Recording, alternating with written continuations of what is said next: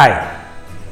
When I wanted to put this small video together for today's topic, social awkwardness, I wasn't sure if I should be addressing it to any demographic in particular. Well, it is intended for our teenage and young adult audience and has been created in that view. You know what? It doesn't matter what age or demographic you are in. I'm sure there is something for everyone here. So here goes.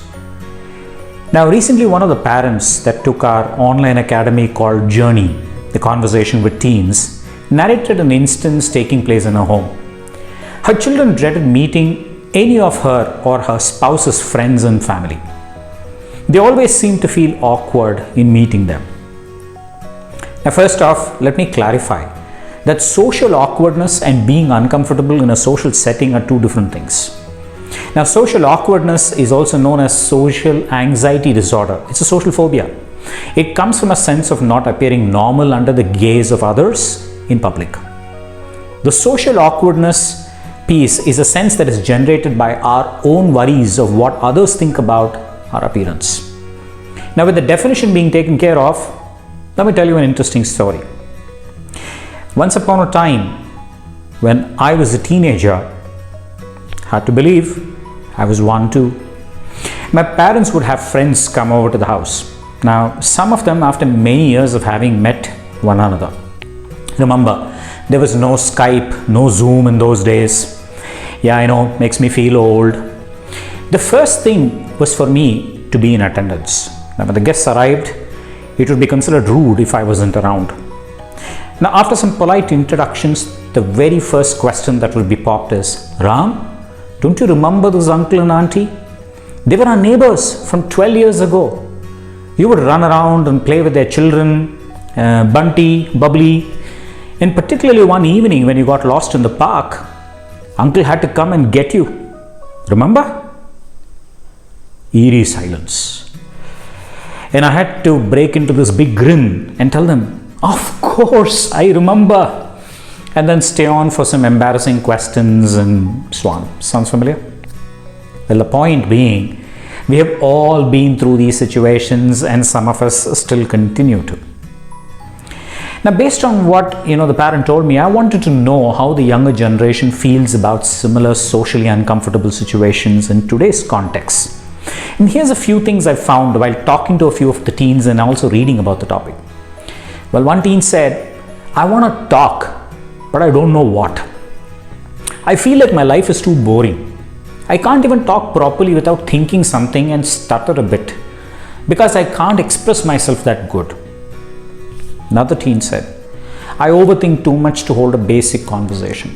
It's like I want to talk, but I either have no clue what I'm going to say or I'm constantly thinking about what to ask next that I can't even take in what the other person is saying. So it's always awkward silence after the first response.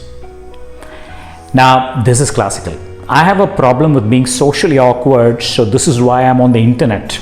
No one knows who I am and where I live. The internet is my only home, to be honest. Well, how about a few tips that might be helpful? Right? Let's dive in. First, this is for the ones who are nervous, my young friends. First, relax. Take a deep breath and chill. There is no need to be worked up. The more you relax, the more you will feel at ease during these conversations and meetings. Smile. Helps ease pressure. Guess what? Not all adults are experts in conversation in a social setting. They have their fears too. Who knows? Your smile will probably help them calm their nerves. Shake hands if that's something that's a practice in your setting. It always helps to show confidence. Make eye contact. This is important as it helps engage without any distractions. No, don't stare. You know what I mean? Ask questions. Guys, you're not being interviewed. Asking questions will help you learn more about the people. Now, give a compliment. If you notice something nice about your visitors, go ahead, give them a compliment. It shows your appreciation to finer things, and people feel good about receiving such compliments.